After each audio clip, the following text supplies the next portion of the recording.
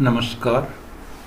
आप सभी छात्र छात्राओं का आज की इस ऑनलाइन क्लास में स्वागत है, अभिनंदन है। गत ऑनलाइन क्लास में हमने प्रणोदित दोलक का अध्ययन किया था और प्रणोदित दोलक के आयाम का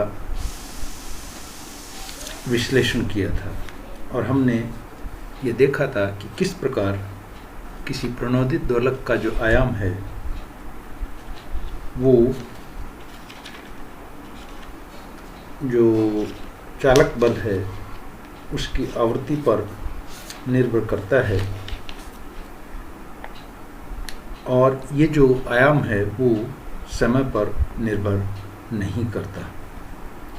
इसके अलावा हमने प्रणोदित दोलक के आयाम का 3 स्थितियों में अध्ययन किया था। प्रथम स्थिति थी न्यून चालित आवृत्ति स्थिति ओमेगा लेस देन ओमेगा 0 और इस स्थिति में दोलक का आयाम प्रणोदित बल के आयाम तथा बल नियतांक पर निर्भर करता है, अवमंदन बल या दोलक के द्रव्यमान पर नहीं। दूसरी स्थिति क्रांतिक चालित आवृत्ति जिसमें ओमेगा का मान लगभग ओमेगा 0 के बराबर होता है और इस स्थिति में दोलक का आयाम अवमंदन बल पर निर्भर करता है और इसके मान में वृद्धि होने पर दोलक का आयाम कम होता है। तीसरी स्थिति अति चालित आवृत्ति स्थिति जिसमें ओमेगा का मान ओमेगा 0 से बहुत अधिक होता है और इस स्थिति में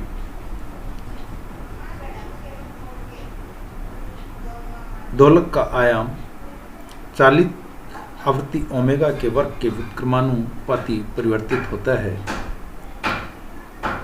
फलतः दोलक में प्रणोदित आवृत्ति ओमेगा की जो अनुक्रिया रेस्पॉन्स है वो कम होता जाता है और जैसे जैसे ओमेगा का मान ओमेगा 0 की तुलना में बढ़ता जाता है आयाम का मान कम होता जाएगा तथा इस आयाम पर अवमंदन बल का प्रभाव लगभग नगण्य होता है। प्रश्न ये उठता है कि किस स्थिति में प्रणोदित दोलक का जो आयाम है वो अधिकतम होगा। आज की इस ऑनलाइन क्लास में हम प्रणोदित दोलक के आयाम के अधिकतम होने की स्थिति का अध्ययन करेंगे और जिस स्थिति में प्रणोदित दोलक का आयाम अधिकतम होता है या जो अधिकतम आयाम की जो स्थिति है प्रणोदित दोलक की उसे हम आयाम अनुनाद एम्पलीट्यूड रिजोनेंस कहते हैं। जैसा कि आपने देखा है कि किसी प्रणोदित दोलक का जो आयाम है x0 वो होता है small f0 upon omega 0 square minus omega square whole square plus 4 small r square omega square power half. अतः इस आयाम x0 के अधिकतम होने के लिए या तो स्मॉल f0 का मान अधिकतम होना चाहिए या इसका जो हर है x0 का हर omega 0 square minus omega square का whole square plus 4r square omega square power half इसका मान न्यूनतम होना चाहिए। चूँकि स्मॉल f0 ये कैपिटल F0 अपॉन m के बराबर है और कैपिटल F0 ये जो चालित बल है उसकी आवृत्ति है, चालित बल का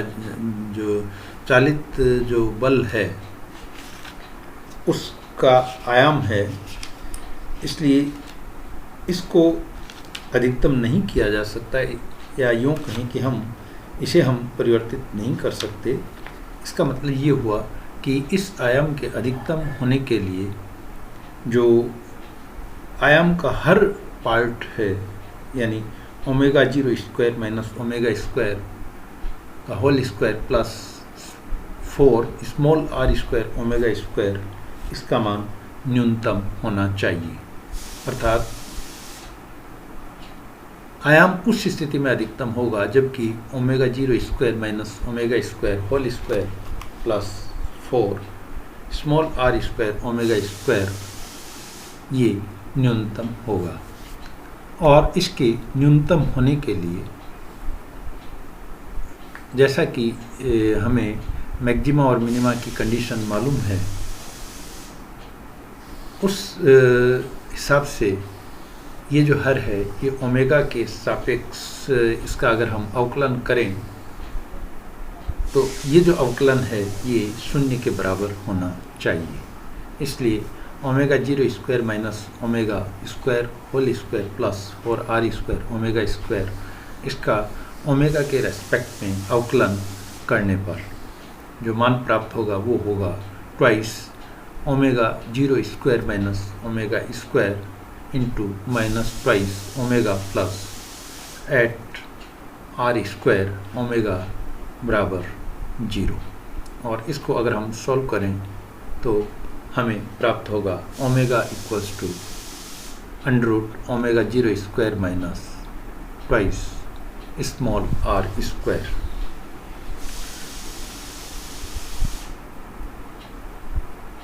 और इसे हम ओमेगा कैपिटल आर लिख सकते हैं। अर्थात जब ओमेगा का मान ओमेगा कैपिटल आर के बराबर होगा उस स्थिति में जो आयाम है वो अधिकतम होगा। तो ये जो आवृत्ति ओमेगा की हमें प्राप्त हुई है जिसका कि मान under root omega 0 square minus twice small are square के बराबर है, इस आवृत्ति को अनुनादी आवृत्ति या रिजोनेंट फ्रीक्वेंसी कहते हैं।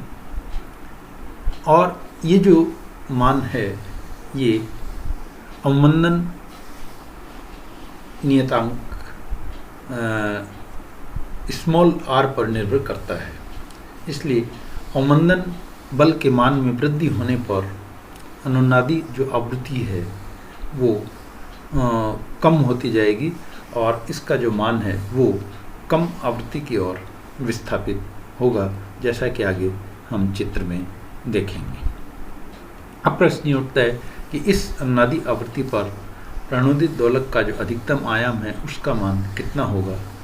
तो इस अधिकतम आयाम का मान निकालने के लिए हमें जो प्रणोदित दोलक का आयाम है उसमें omega equals to under root omega 0 square minus twice small are square बराबर ओमेगा कैपिटल आर प्रतिस्थापित करना होगा, जिससे जो अधिकतम आयाम x0 मैक्सिमम है वो प्राप्त होगा small f0 upon under root omega 0 square minus omega capital R square whole square plus 4 small are square omega capital R square. अब इसमें अगर omega capital R equals to under root omega 0 square minus twice small are square प्रतिस्थापित कर दें तो ये मान होगा x0 maximum equals to f0 upon omega 0 square minus omega 0 square plus twice small are square का whole square plus 4 small are square into omega 0 square minus twice small are square power half. और इसको अगर हम हल करें तो इसका मान हमें प्राप्त होगा small f0 upon 4 small r की power 4 plus 4 are square omega 0 square minus 8 small r की पावर 4 की पावर हाफ। और इसको पुनः अगर हम सॉल्व करें तो इसका मान हमें प्राप्त होगा small f0 upon 4 small r square omega 0 square minus 4 r की पावर 4 की पावर हाफ। और इसको पुनः अगर हम 2r स्मॉल r कॉमन ले लें तो हमें प्राप्त होगा x0 maximum equals to small f0 upon twice r under root omega 0 square minus small r square.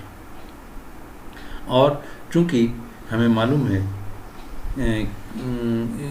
कि capital Q equals to omega 0 upon 2r होता है, जहाँ कैपिटल Q किसी दोलक का विशेषता गुणांक है, इसलिए उपरोक्त जो समीकरण है इसमें ओमेगा 0 को अगर हम अंडर रूट से बाहर निकाल लें तो ये मान हो गया x0 maximum equals to f0 upon twice r omega 0 under root 1 minus r square upon omega 0 square. और अब अगर हम q equals to omega 0 upon 2r substitute करें तो ये मान हो जाएगा f0 capital Q upon omega 0 into 1 upon under root omega 0 square minus r square. और फिर इसको हम लिख सकते हैं f0 Q upon omega 0 square into 1 plus 1 upon eight capital Q square. और ये जो x0 मैक्सिमम है, अगर अवमंदन का मान 0 हो तो उस स्थिति में हमें मालूम है कि r इक्वल टू 0 की स्थिति में कैपिटल Q का मान अनंत हो जाता है। इसलिए इस समीकरण से हमें ये ज्ञात होता है कि दोलक का जो आयाम है वो अनुनाद की स्थिति पर अनंत होता है, परंतु जैसे जैसे अवमंदन गुणांक में वृद्धि होती है, आपको मालूम है Q का मान जो है वो अनंत से कम होता जाता है और इस स्थिति में जो दोलक के अधिकतम आयाम का मान है वो भी कम होता जाएगा। ये जो समस्त परिणाम हैं इनको हम ग्राफ के द्वारा रिप्रेजेंट कर सकते हैं। तो उपरोक्त जो परिणाम हैं उनको देखते हुए प्रणोदित दोलक के आयाम की जो चालित आवृत्ति पर निर्भरता है उसे हम इस चित्र द्वारा, इस ग्राफ द्वारा रिप्रेजेंट कर सकते हैं। इस ग्राफ में ये जो x एक्सिस है इस पर ओमेगा लिया गया है और y एक्सिस पर इस प्रणोदित दोलक का आयाम x0 दिखाया गया है। तीनों ही स्थितियों में शून्य अवमंदन, न्यून अवमंदन और अति अवमंदन की स्थिति में जो प्रणोदित दोलक का आयाम है वो दिखाया गया है। तो जैसे कि आप देख रहे हैं ओमेगा लेस देन ओमेगा 0 की स्थिति में प्रणोदित दोलक का जो आयाम है वो कैपिटल f0 अपॉन k के बराबर है। और जैसे जैसे ये ओमेगा से ओमेगा 0 की ओर बढ़ता है प्रणोदित दोलक का जो आयाम है वो बढ़ता जाता है। अगर मान लीजिए अवमंदन शून्य है तो उस स्थिति में जैसे ही ओमेगा इक्वल्स टू ओमेगा 0 होगा जो आयाम है वो अनंत की तरफ अग्रसर होगा। लेकिन अगर अवमंदन शून्य नहीं है तो उस स्थिति में जो ये आयाम है वो फिर शून्य तो नहीं होगा, शून्य की तुलना में कम होगा, जैसा कि ये पीक आप देख रहे हैं। और इस जैसे ही ओमेगा का मान ओमेगा 0 से अधिक होगा पुनः जो आयाम है वो और कम होता जाएगा और शून्य की तरफ अग्रसर होगा।